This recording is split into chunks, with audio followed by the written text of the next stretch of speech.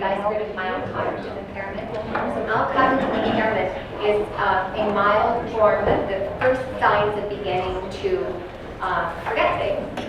So that can progress into full-on dementia. Or I have a friend, I live in Las Vegas, Nevada, by the way.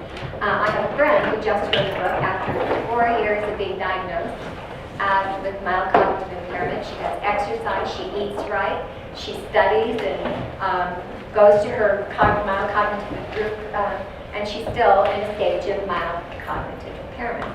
So it depends. If there's a disease process going on, it probably will continue. But many of us, as I said earlier, as we get older, there's more things to sort through. And it's really, really important not to put that on yourself, saying, I'm old, so I'm losing my mind, or I'm old, because it's not necessarily so. We are maybe slower. Not everybody gets dementia when you get old. Not everyone does. It is a disease. It's not a natural part of aging. So I don't know if anyone has a better description of mild cognitive impairment than that. Does that help? Yes. You? Okay. Another question, is there any relationship, and I don't know this, we have nurses in the room, any relationship between ADHD and dementia? Is there? Sounds like that could be a current study. So there's no studies on that at all. Okay. All right. So as I said before I left, the rest of this story is the story of our connection with Naomi and what she taught us and Madeline. And Naomi now actually lives in Eugene as well. So her son is a researcher for the University of Oregon, and so she actually moved over with her husband to be closer to their son, and her husband actually does have dementia as well, or Alzheimer's. And so she lives in Eugene. You can look her up. I have her phone number if you want to talk to her. But Andrea, we'll hear from you after, actually.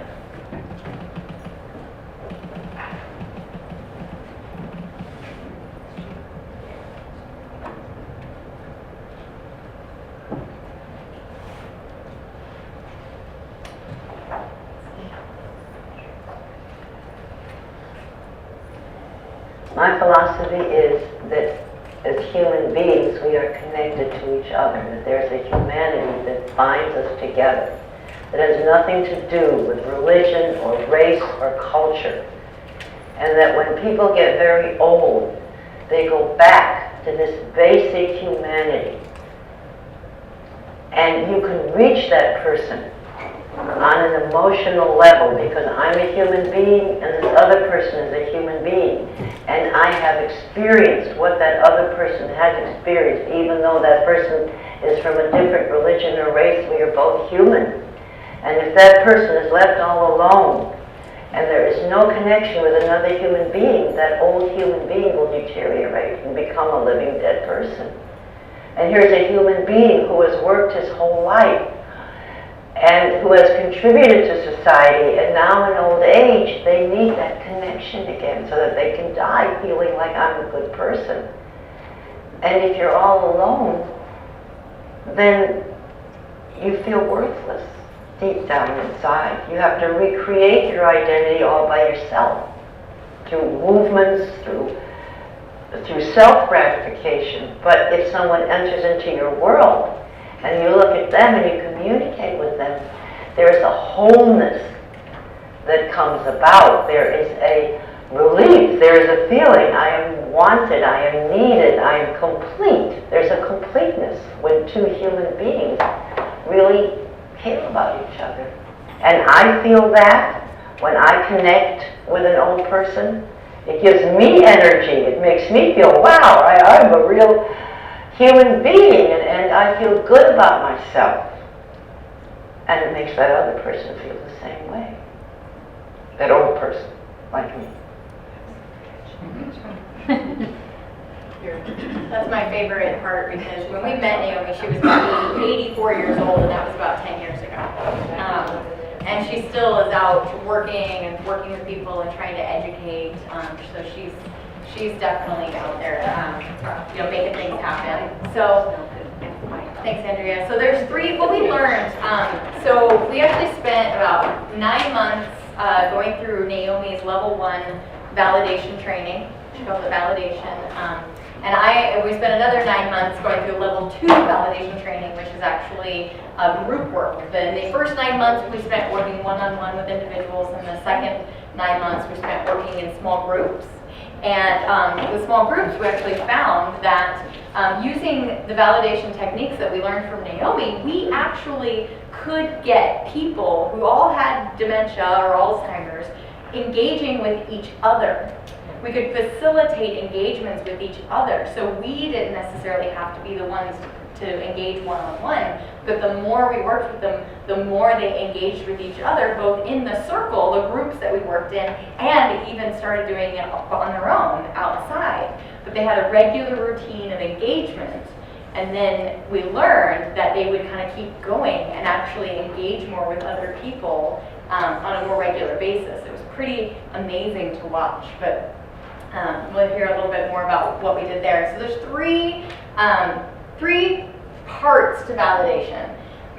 The theory we've heard a little bit about, Maslow's hierarchy of needs. And one of the things we learned with that theory is that every behavior is an unmet need. So you'll hear this a lot, especially in communities like ours, like memory care communities or nursing homes. You'll say, oh, they have behaviors. There's lots of behaviors. They're aggressive, or they wander, or they exit seek. Their behaviors. Well, every behavior is an unmet need. So we go back to Maslow's hierarchy, and we have to figure out, what is that unmet need? What is that? What's going on with that person? And that's where the theory comes in. We're always looking back and trying to dig and find out, what is the unmet need there? Do you have to go to the bathroom? Are you hungry? Are you bored? You're just wandering because you have nothing else to do? That happens. Are you angry because you're frustrated because somebody's not letting you do what you want to do, but you can't, it's hard for somebody to communicate what they want to do? That all comes up. So I'll tell you a little story about attitude. So we have to have the right attitude when we, and Valerie and I were talking about, understanding and at least knowing if you're an empathetic person or a sympathetic person. It's good to know. Some people have harder times empathizing, and that's okay. But as long as you can know where you stand, and that helps you relate to someone.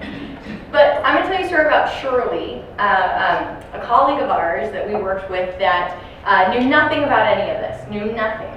But she walked into a resident's room with the right attitude. Eleanor, one of the staff, came out one day in this community and said, Eleanor will not stop crying. She's bawling her eyes out in her room, and I have no idea what's going on. She won't stop crying. She won't come out for breakfast. We don't know what to do. So Shirley walks in, and she could have been Susie Cream Cheese. We like Susie Cream Cheese. She walks in, really well-intentioned, and we all know the Susie Cream Cheeses who would be like, hey, Eleanor, what's going on? Come on, let's go to breakfast. You're fine. No, Shirley didn't do that. Shirley walked in, and she looks at Eleanor, and she is seeing what's going on. She looks at her body language, and she goes, Eleanor, what's wrong? And Eleanor says, I have uranium poisoning. And Shirley looks at her and goes, oh, how do you know? She asks an open-ended question. How do you know you have uranium poisoning? And Eleanor says, because my pee is bright yellow and it hurts. What did Eleanor have?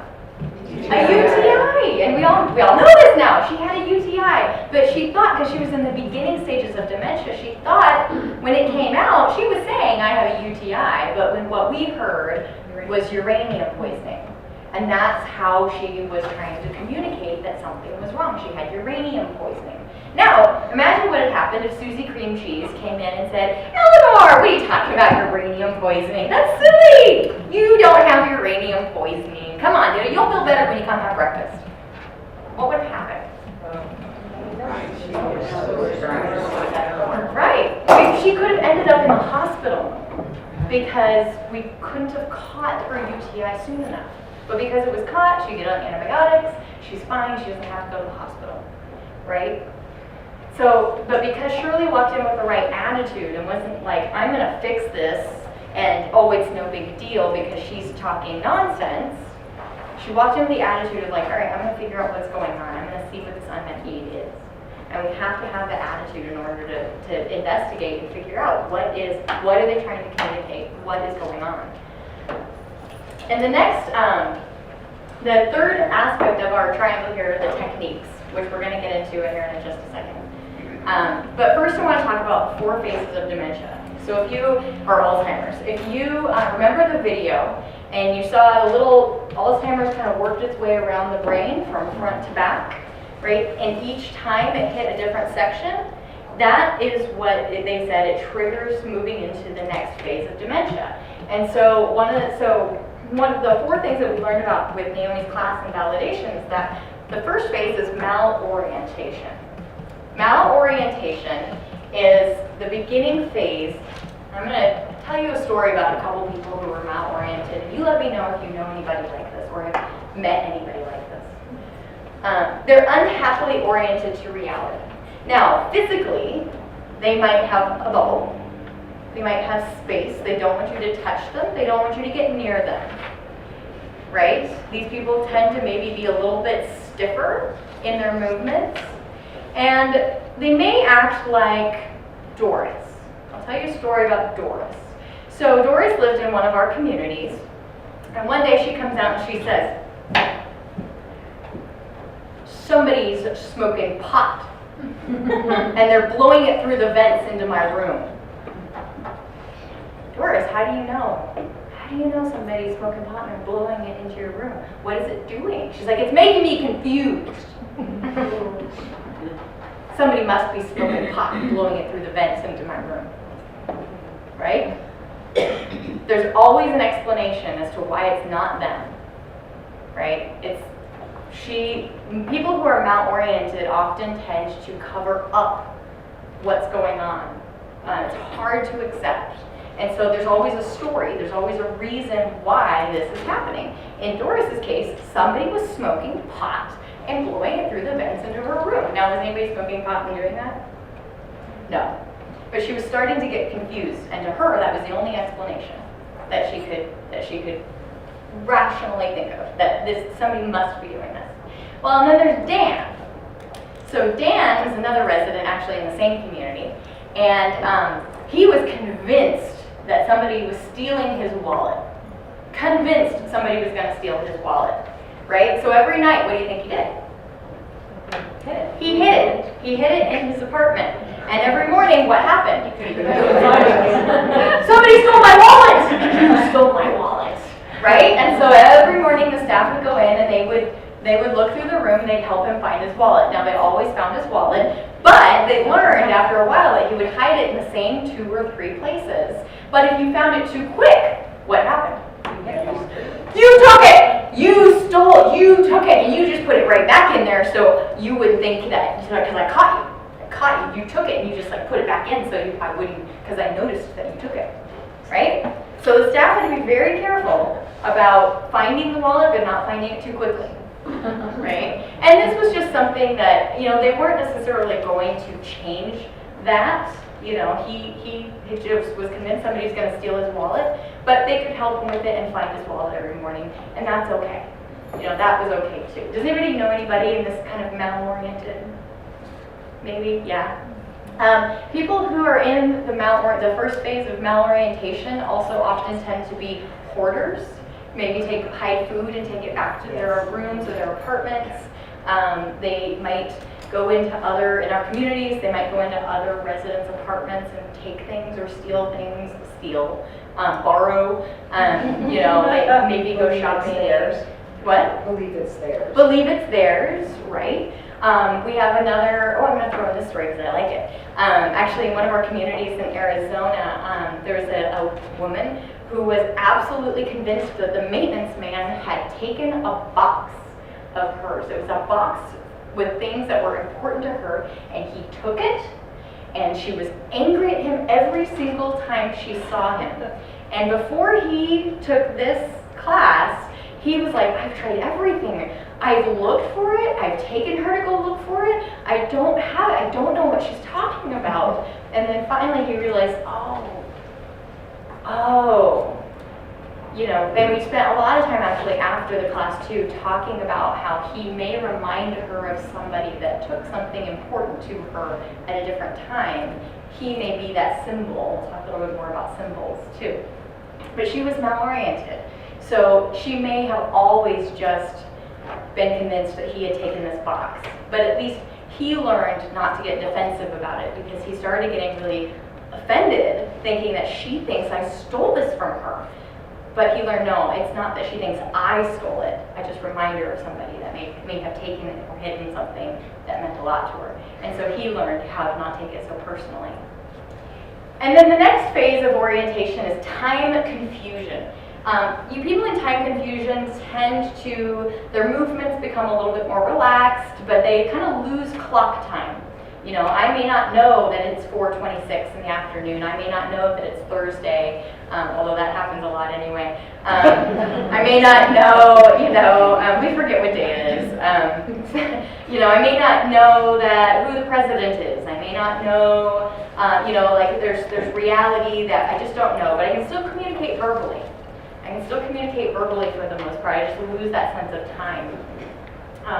And so sometimes might go to a place in my life where that was comforting to me. So let me tell you about Paul. Paul was in the phase of time confusion, and he lived in one of our communities. And one day he walks down the hallway and he says, "Dolly! Dolly!" He's shouting for Dolly. And of course the other residents are like, "What is going on?" And so the staff are like, "Oh my gosh, Paul, Paul." Dolly went shopping. Dolly went shopping, right? She'll be back soon. What is that called? Now, did Dolly really go shopping, first of all? No. We know that Dolly did go shopping, but what is that called? Does anybody know? The therapeutic lie. Right? It's the therapeutic lie, the idea that we're lying for their own good. And sometimes maybe that helps, but somewhere deep down, as we've learned, people with dementia are still in there. And they know, they can feel, because that emotional center is still in there. They know when you're lying to them. They can tell. And so we call it the therapeutic lie. So what did Paul do? Looks at the staff member and goes, "Dolly! Dolly!" Keeps shouting for Dolly. And so they said, "You know what, Paul? It's almost time for lunch. Why don't we go get something to eat?" What's that? Do we know? Let's go get something to eat. Redirection, avoidance, redirection. Now a lot of caregivers are taught this, because it does work often for a lot of people. You can redirect them into doing something else, going to have something to eat, getting their mind off of it. And it does work often. Did it work for Paul? No. Dolly! Dolly! And he's getting more frantic. He can't find Dolly. What's going on? And we had just started this class. And so our colleague, Carrie, watched and was like, "What? Oh, I know." And so she walks up to him. She centers herself, takes a deep breath, grounds herself, and she goes up to Paul, and she goes, "Jean, can you want to be my mom?" And she remembered. Dolly! Dolly! And she did what we call the lover's touch, just underneath the chin, as if you're lifting somebody's face to give them a kiss, like this. She did the lover's touch, and she said, "You miss her, don't you?" He said, "Yes. Yes, I do." Right? Now, thank you. Sorry, I want to cry. He, somewhere deep down, Paul knew, Dolly actually was his wife who had passed away a couple of years before. But somewhere deep down, he knew she was gone, but he missed her. He just missed her, and he needed somebody to be in that space and connect with him. But yes, you missed her. Tell me about Dolly. What was she like? And so he did. So they talked for a while about Dolly, and he stopped shouting. He needed that validation that he just missed her with me. Just missed her with me. And then, as time confusion progresses, we get into repetitive motion. This is where Maddie was. Maddie losing the verbal ability to communicate. So Maddie started, as Naomi was saying, sometimes we have to comfort ourselves with movements and sounds and things that actually it's kind of similar to what happens in children who are not loved or abused or don't get that human connection that they need. They will often rock to comfort themselves. You know, it's the same, not exactly the same, but it's kind of the type of thing. And Maddie was doing that. This was her repetitive motion. You know, I've seen some of our residents who did manual labor maybe as part of their jobs, cleaning. They'll go up to a table. They won't say anything, but they'll, you know, maybe do something like that. And so that's the repetitive motion of something that resonates with them. And so Maddie, this is actually when I was doing my training, I was over at the community one day, and we were supposed to work with somebody. We spent time working with people in each phase of disorientation, each phase of dementia. And so I was working with Maddie, and she walked around the room one day, and she was doing that. She had a cup, not a bottle of water, but a cup that was empty, and she kept doing this. And the staff were like, oh, she must be thirsty. Her cup's empty. Her cup's empty. She must be thirsty. And bless their hearts, they're trying to figure out her unmet need, right? And so it was like, Maddie, would you like some? They tried giving her milk. What are her favorite drinks? Do you want a snack? Nope, she pushed them away. She just pushed them away and kept doing this. So I asked her, I said, because I was thinking like, oh my gosh, she was a grandmother, she was a gardener, so I, Maddie, are you watering the flowers? And her little voice, she was, yes. So I grabbed a cup, and we walked around the room and we watered the flowers together. And then when she was done, she handed me the cup, and she walked away. Right? She was done, that was her job. She needed to water the flowers, and so all she needed was to water the flowers. But people in repetitive motion in this phase, like same thing with her singing. She couldn't sing, but when we sang, she would clap in cadence, and we knew we were connecting and making that connection. And then, as Naomi says, if people are not validated, if they're not connected with in this way, they could get all the way down to a vegetative state, and that's what we want to really try to avoid. Or Naomi calls it a living dead person, because they're living, but they appear to be dead. But you still can connect with people in a vegetative state. So I'll tell you a story about Norma. So Norma was a woman who was in a skilled nursing facility because in our assisted livings, fortunately, we didn't have anybody that was in a vegetative state, and so we needed to work with someone outside of our building. And so again, our colleague Carrie found Norma, and she was trying so hard. She really wanted to connect with Norma. So she tried everything. She tried touches that we had learned, she tried, and nothing really seemed to connect with her. And so finally, as Carrie was leaving one day, her daughter walks in and she says, oh, can you tell me about your mother? What is she like? What kind of music? And so they talked for a while, and she said, oh my gosh, my parents were so embarrassing. They loved each other so much. We would come home from school and we would catch them dancing in the kitchen. They just were madly in love. What's your favorite kind of music? What did they dance to? Oh, Dean Martin. So Carrie went home that weekend and she learned every single word to the song That's Amore. Right? You know this, right? And then when she came in and she did the lover's touch, just up gently underneath the chin, and she sang That's Amore to Nora. When the moon hits your eye like a big pizza pie, that's amore, right? She sang the whole song. I don't know the whole song, sorry. She sang the whole song during the lover's touch, and at the end, Norma ever so slightly opens her eyes and goes, Ray. And a caregiver happened to be walking by the room at that moment and went, Ray was her husband. He lived here with her. He died a while ago. And she hasn't said anything since he died.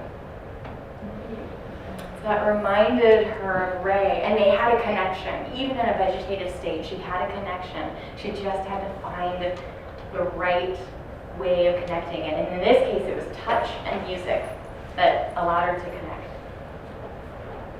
So, yeah.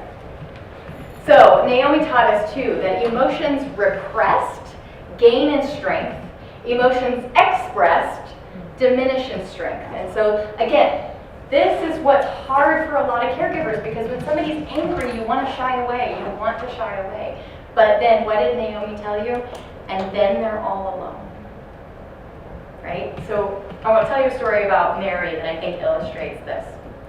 So Mary was another young lady that lived in one of our communities, and seemingly not really any dementia, still verbal and carries on a conversation. She's totally fine. And she comes into the administrator's office one day and she goes, I had a 1957 blue Buick Skylark and it was parked right there.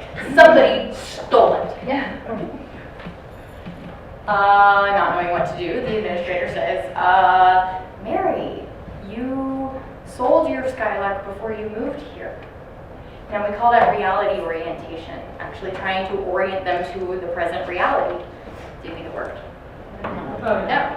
So the next day, Mary walks in, she goes, I had a 1957 blue Buick Skylark that was parked right there. Somebody stole it.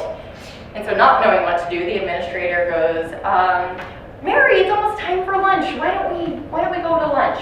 What is that? Redirection. Did it work? No, you guys are pros. So the next day, Mary comes into the administrator's office and goes, I had a 1957 blue Buick Skylark and it was parked right there. Somebody stole it. So again, the administrator, not really knowing what to do, picks up the phone, calls Shirley down the hallway and goes, hello, is this 911? I'd like to report a stolen vehicle. She didn't actually call 911, right? Right. What's that? The therapeutic lie, right? I'm going to pretend like I'm calling the police to report the stolen vehicle. What do you think happened? Didn't work. Next, so we're going through this, and our validation instructor is, she says, I don't know what to do with Mary, here's the situation. So the instructor says, okay, next time she comes in your office, try this. So Mary walks in the next morning without fail, and she goes, I had a 1957 blue Buick Skylark, and it was parked right there. Somebody stole it. So the administrator stands up and goes, somebody stole it?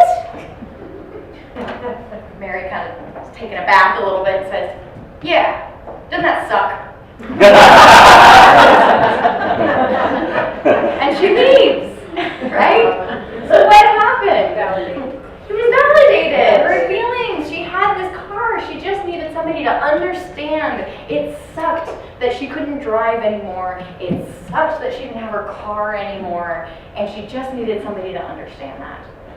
So she was completely validated. Now, can I promise that she didn't come in anymore and do that anymore? No, but at least they knew how to handle it.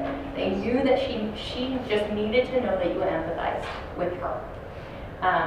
So again, emotions repressed gain in strength. When we tried to redirect Mary, it didn't work, right? It just got worse and worse and worse. But emotions expressed, allowed to express, diminish in strength.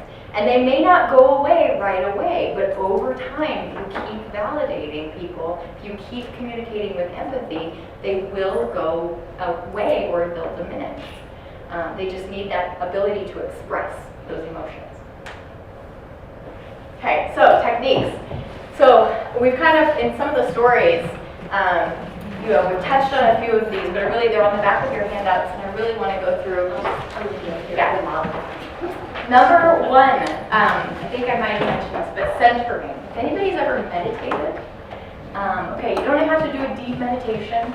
We're not going to all sit on the floor cross-legged and om. We don't have to do that. But centering, grounding, actually. A deep breath, 2 deep breaths.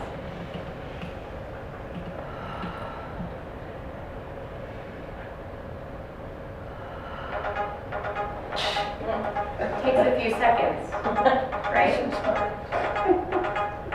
And that is no problem because we just centered ourselves.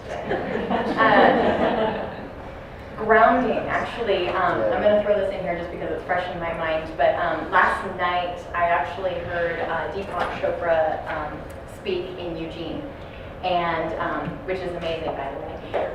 He has a new book out called his 85th book or something, The Healing Self. And he led the whole audience in through a meditation exercise. But one of the things there, he pointed out 6 aspects of well-being, and the last one struck me. He said grounding.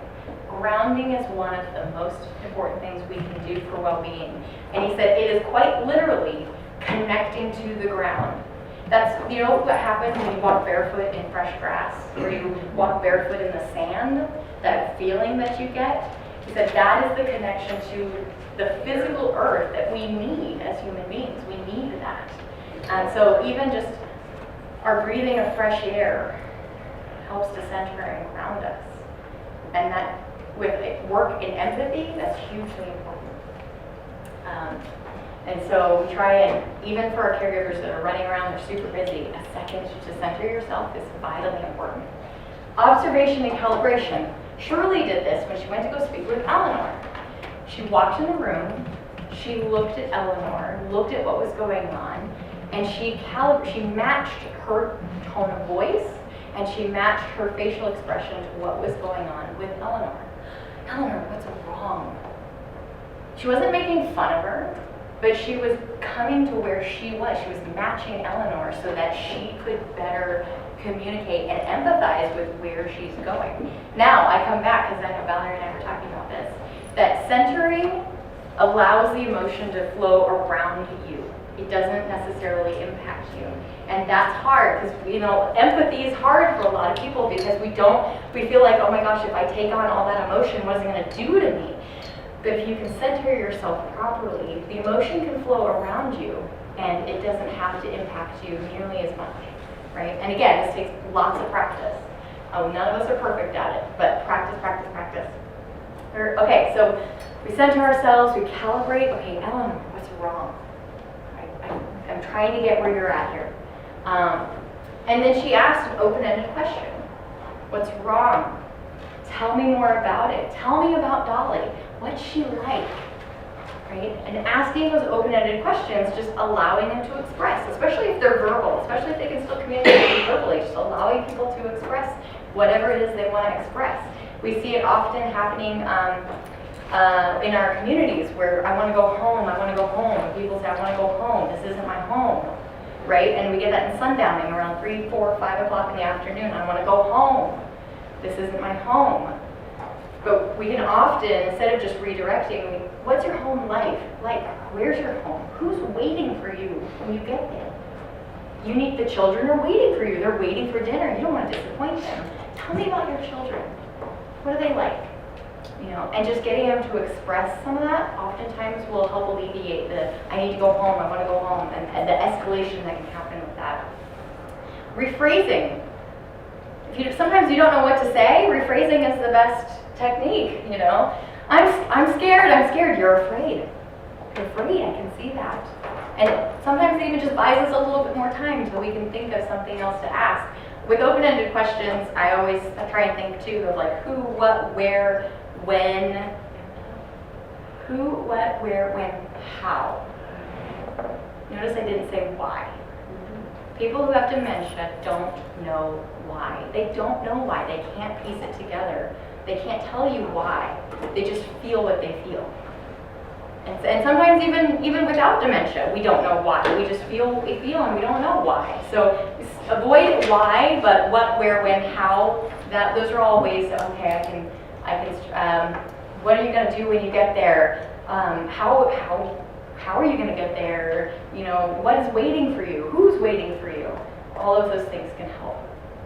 Polarity extremes. You know, especially when we've got a lot of emotion going on. You know, thinking about like this, like I'm sad, I'm crying. You know, this is a horrible thing. Is this the worst thing that's ever happened to you? What's the best thing that's ever happened to you? What's the thing who's brought you the most joy in your life? Who's brought you the most joy? You know, sometimes going to the opposite or the extreme can kind of break the cycle of what they're focused on. And asking the opposite, best, worst, what am I missing? Yeah, that's about it. But asking the opposite can kind of get them focused on something else. Nonverbal techniques. We've talked a lot. We saw Henry. Henry in the video was very nonverbal until he listened to music. Music is hugely important. Mirroring that we saw with Maddie. You know, we're not making fun of her, but we're connecting with her in a way that she can connect with the mirroring and the movement that she's doing. You know, like the resident that I told you, I've seen them kind of do this. I'll just walk up to the table and I'll help them. Be like, yeah, we're cleaning the table, you know, together. And then usually they start instructing me on what to do. You're doing it wrong. You're doing it wrong. Yeah. Even if they're not verbal, it's like, you know, they like to move my hand like you're doing it wrong. I'm like, fine, yeah, show me, tell me what to do. Touch, I'll talk a little bit more about that, and ambiguity. Sometimes we get in the word salad, like Jean was talking about, or, you know, people they can't really verbalize as much. You're not quite sure what they may be trying to communicate, but, you know, you can say, it's over there. That's lovely, isn't it? It's he, she, it, they, them. Like ambiguous pronouns can help you in kind of communicating, and either they'll agree or they'll disagree. They'll tell you you're either on the right track or you're not. But that can help you kind of try to figure out what they're trying to communicate. Okay, so we're going to talk a little bit more about touch, because touch can be hugely, hugely important. And in our environments, we have a lot of caregivers who are afraid to touch because I might get in trouble, right? I mean, you know, in a work environment, that can be a touchy subject. I'm terrible. But we call it anchored touch, and there's 5 primary and a 6th one that one of our colleagues kind of discovered.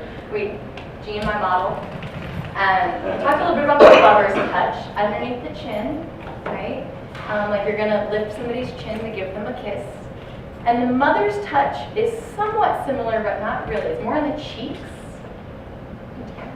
Tammy did it with Madeline. She just instinctively took Madeline by the face and had her hands on her cheeks. But Naomi taught us a gentle rubbing on the cheeks reminds us of when a child, and Naomi, I'll talk about it in a video, a child, you remember, the cells of your body remembered where the mother touched the child. And a child you touch them on the cheeks, they will look up, like they did with their mother. And this can also remind someone, if they're missing their mother, then the comforting touch of a mother's touch is very helpful.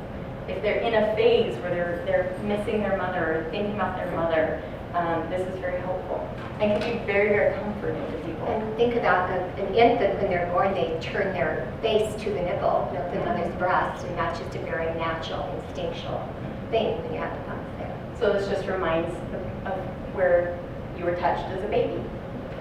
The father's touch. I actually had the privilege of working with a resident who she was kind of on the edge of malorientation, so I wasn't sure about touching her. But she started talking about her father.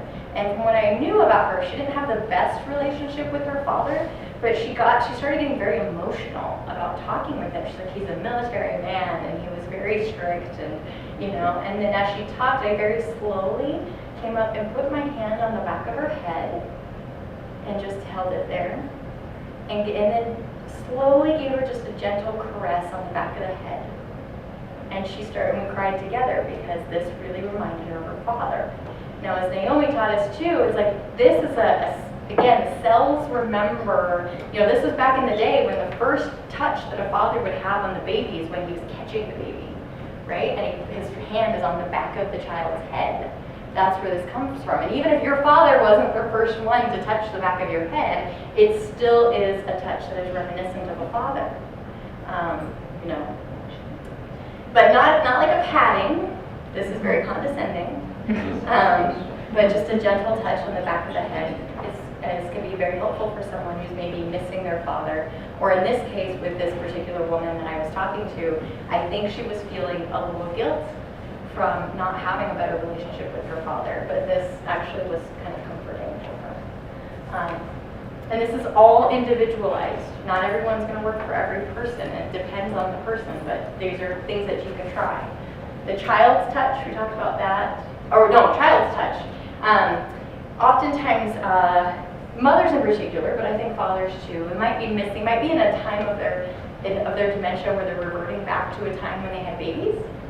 And so when your babies wrap their arms around your neck, And so little fingers on the back of the neck. And if I get below Jean, You're such a good girl. thanks, Mom. But this might remind you, you might become that symbol of that person's child. And so they might, might look down on you and remember and see you as their child. And that might be very comforting. And that's a symbol, it's not lying, it's just allowing yourself to be Right. symbol. We're not telling that. I'm not saying, I'm your daughter. We're not saying that. I'm just allowing her to love, use me as an opportunity to remember and love her children. But I don't have to actually be her child, although in a lot of ways I am. The lover's touch, we went over that, and then the buddy or friend touch, often is good for men. You're a good guy. Thank you. And also a good way to keep some distance if you need to. Seriously, this is, we actually had a gentleman in one of our communities one time that he had a need for intimacy. And so he kept grabbing the young ladies, the staff members, in inappropriate ways. And so sometimes doing this, you're a good guy, was kind of a safe way for people to connect and touch without necessarily getting too close and putting themselves in a situation they were uncomfortable with. Although with this gentleman, Jean, even before we knew all this, Jean masterfully, he came in to grab her and she went, and started dancing with him. And actually that worked because he just needed some intimacy, and dancing is a very intimate thing you can do. So that was a need that he had for some intimacy, but it didn't need to be sexual, it just needed a touch, something that was very intimate that he could relate to, and that was good for him. So I think so the final video we want to show is Naomi working with a woman Hold who, just a second. Yeah. she kind of incorporates everything that we've talked about, and I think, the video will kind of speak for itself, But I would like you to pay attention to everything you've learned today about touch, about music, about open-ended questions, about repetitive motion. This is Naomi working with a woman who's very much like Madeline when we first met her.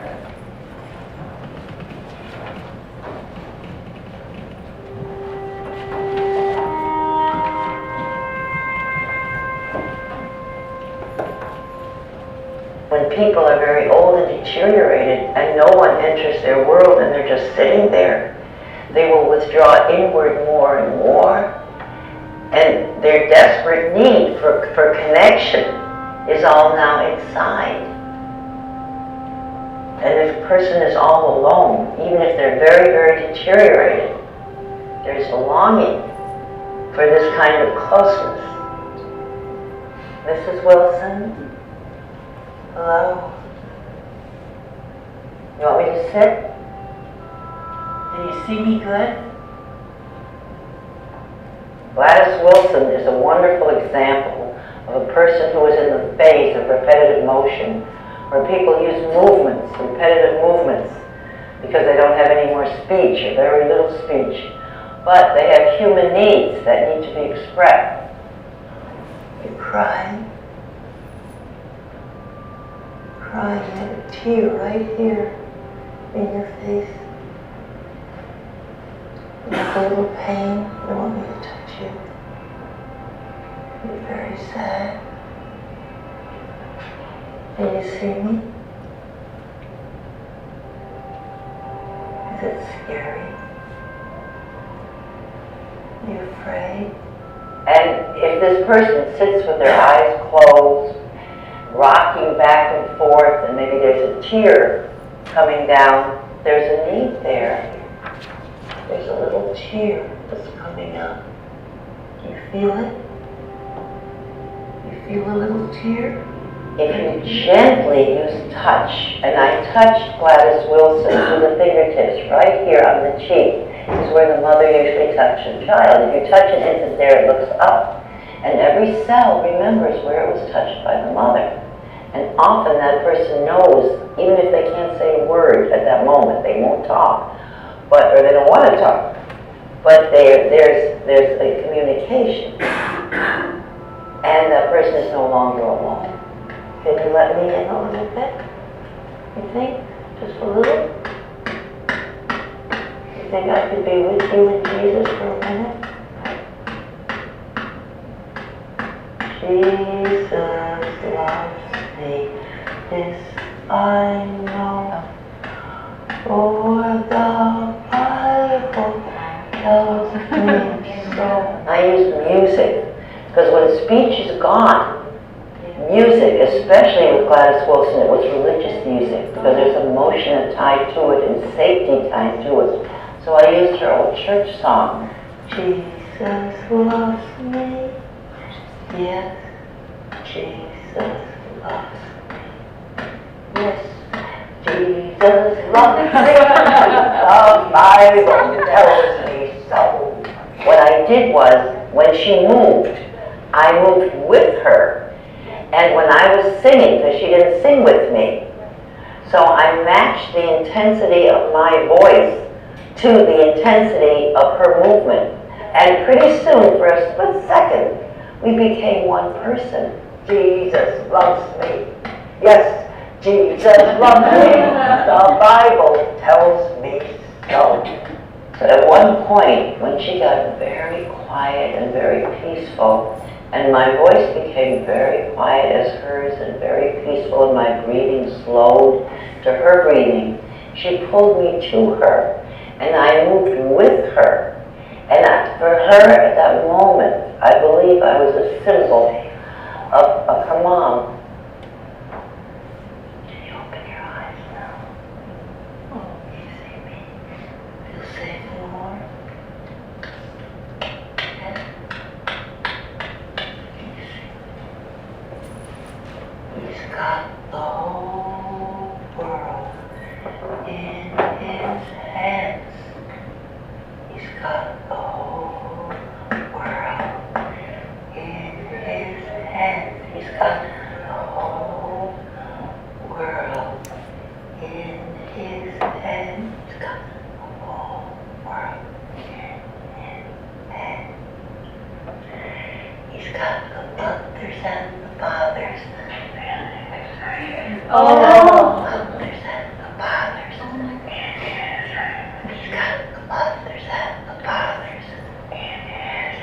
He's got the whole world in his head. The breakthrough doesn't happen every time. A person will not always open their eyes and look at you. But if you keep trying, and you keep centering yourself, and really look at that person, and really mirror their movements. Maybe not this time, but the next time you come, you'll have a communication. You feel safe? With Jesus and me.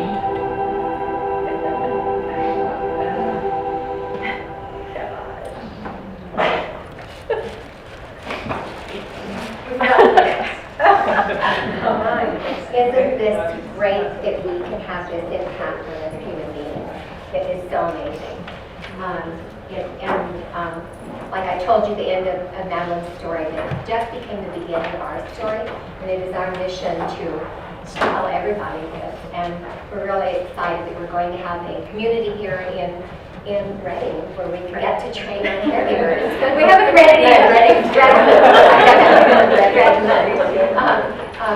Where we can train our caregivers here, which is going to be really exciting. Any of you heard of a talking stick? Okay. So I just want to get a little bit of feedback from you with the talking stick. So whoever holds the stick gets to talk, and all of us get to listen. This is good for people that don't talk a lot, get a chance to talk, and those who talk a lot get a chance to listen. So I would just like, is there anyone that would like to just give a feedback on what their takeaway for today is? If there's anyone who would like to talk about this, raise your hand.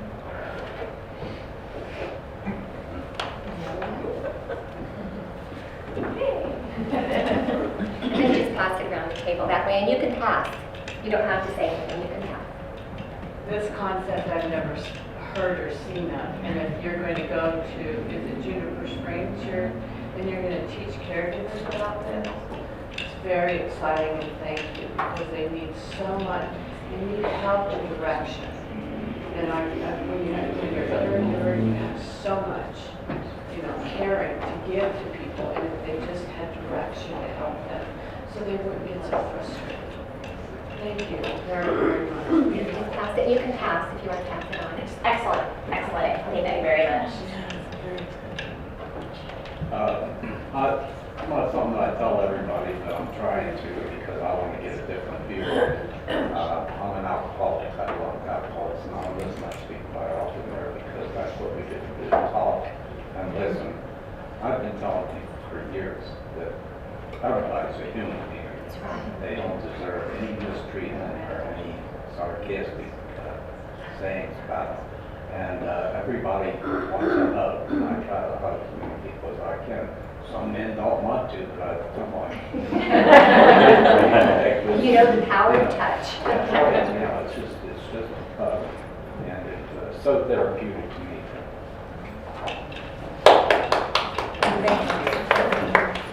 Well, I just want to say that there's an awful lot of information here. It's overwhelming. You two have done just a magnificent job of just making this presentation. And I wasn't sure what we were going to do today, but I'm really pleased that we came and heard what you folks have to say. Thank you. Anyone over here, you can just pass. I'll just say really quickly, I have both parents who have Alzheimer's, so it's going to be really nice To try some of this. Oh, yeah. It was a great presentation. One question that I had though was, you talked about the only thing that came close to it was the polar opposites or extremes, but there's no humor. Humor is not a tenet in what you were talking about, and I just wondered if that was intentional or if it was just something that was maybe missed. I think we should add that. I think we should add it. No, we didn't add it, but there is so much humor. And sometimes it can be very therapeutic when they're on the same wavelength you are. It kind of lightens the mood. It does. And it wasn't in the presentation, so I was just curious. No, actually, that's a great point, and that, sorry, I don't have the chocolate stick. But just something to point out too, I think that's an excellent point in that knowing who the person is. If humor is a big part of their life, or if they are somebody who likes to, does joke, or their kind of style of humor, absolutely. That's part of knowing the person. And that's a way that you can connect with them. It's another way that you can connect with them because, we always joke about how we could write a book with all the stories that we have. But even then, it'll probably be like 10 volumes. But most of them are actually funny. Thank you. I think they did a great job. I appreciate it. I learned a lot because I like that. It's hard. It is hard, isn't it? It's really hard. Looks like you have a good support group in town, hopefully. It's worse when she has arthritis with her. And she works against a lot.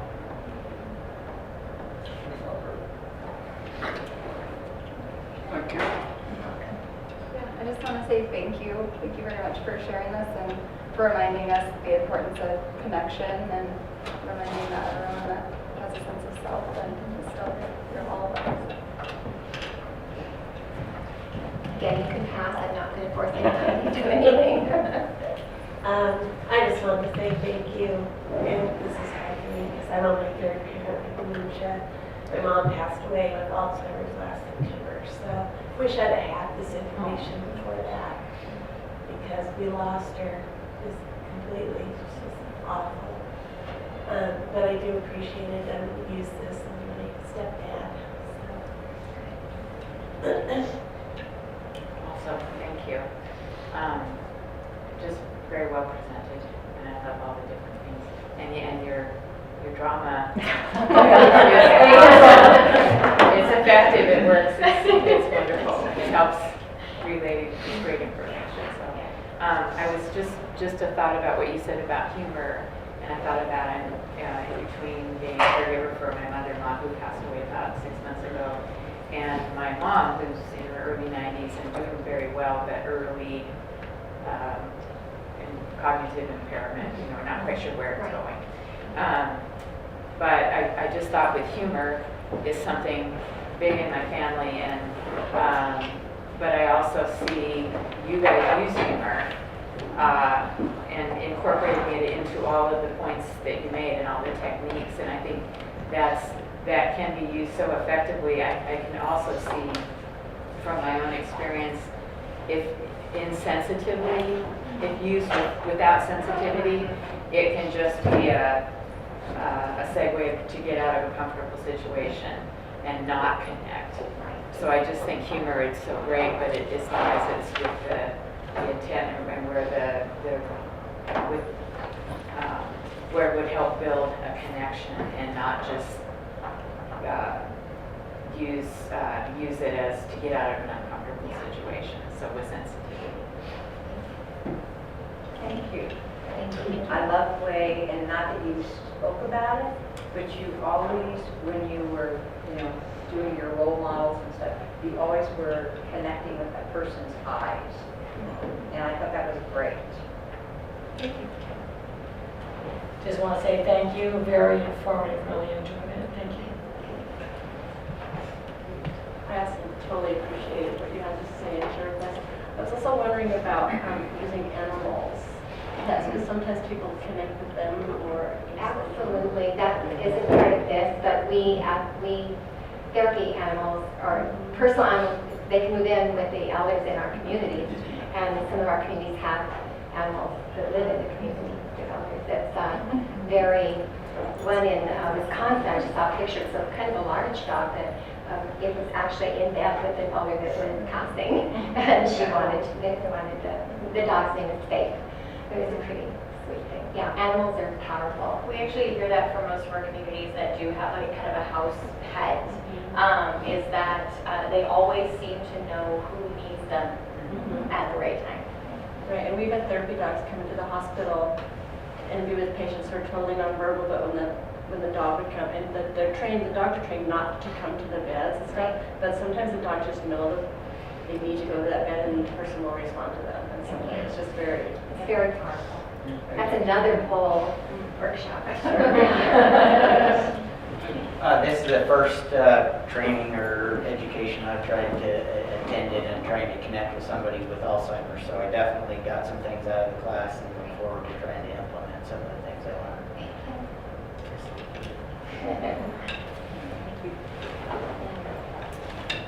Validation.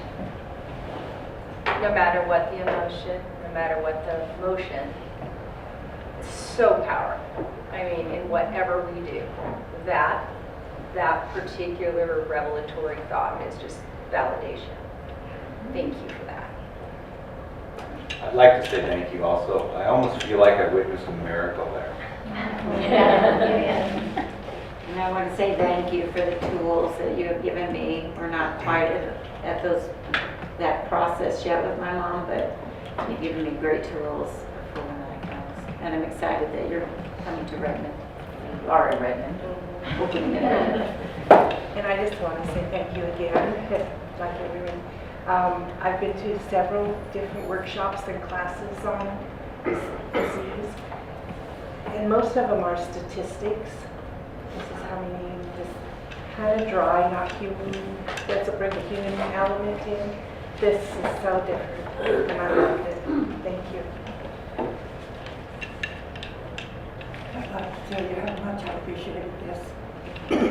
I'm a little over 90 years old, and I very often, even from doctors, I have them talk over my head, talk to my children as if I were stupid, and I resent it.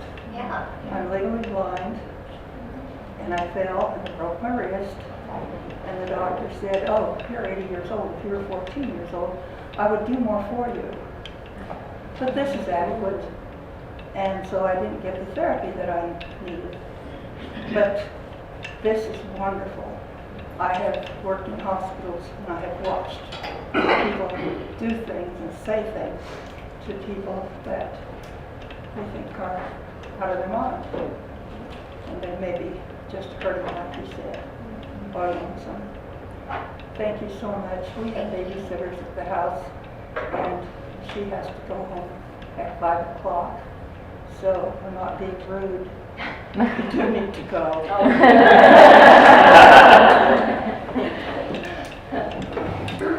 I have a question. First of all, this was fabulous.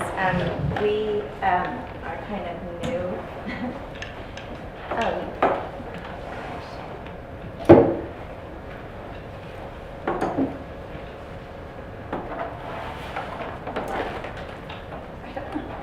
You want to talk about it? So I'll look at it. I just want to say I really enjoyed this afternoon. For me, it was a getaway, and it was great, and I learned a lot. Thank you. First of all, thank you. Thank you for being approachable for my questions, and got good answers and learned a lot today. Thank you for your compassion.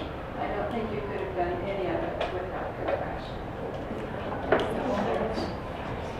So we have a couple more things to do. We have a prize to give. You know, I'm from Las Vegas, so I never do that. How many days? So why don't you bring it up and we'll draw. Am I supposed to put this in there? Oh, right. Yeah, has anybody seen it? I didn't get this. One more person. You can bring it up. Another stand. I would like to say, would anybody like it if I would bring them back? Oh, yeah. Amazing, absolutely amazing. I thank you. Thank you so much for this. You have just blown my mind. I had no idea you had all that in you. And the knowledge was just perfect. Thank you so much, and we do hope to have them back again. Thank you. Thanks for providing your space. Stop hospice and so we actually have 3 prizes, and we'll have somebody from one of our lunches for draw. Andrea. So actually, let's do the coffee basket and pirouettes, some goodies, and a Juniper Springs ceramic mug. Dee Dee Burke?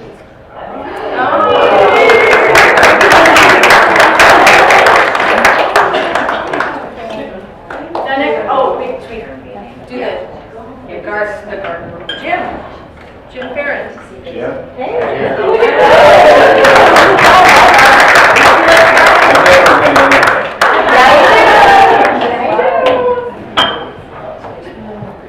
Now you can't say never. Yeah, right. And actually, our grand prize, Jen got this a gift card to Diego's. Oh, Yep. How much is it? How much is it? It's 60. $60 to Diego's. Take your somebody special for dinner. Sharon Towery. Yes, that's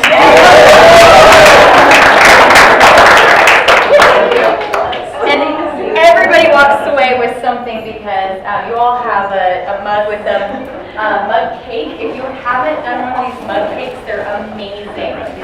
Go home, talk to them. These mugs can go in the microwave as well. So be sure to take your mug. So I'd like to leave all of you with a blessing. So I'm going to do an afternoon blessing for all of you. So Nelson Mandela, after apartheid, went around because villages were starting new. Yeah. And I feel like we have something new starting here in Redmond. So he went and gave a blessing to the villages, which I will give to you. He said, take care of the children, for they have a long way to go. And take care of the elders, for they have come a long way. And take care of all of those in between, for they are doing all the work. Thank you.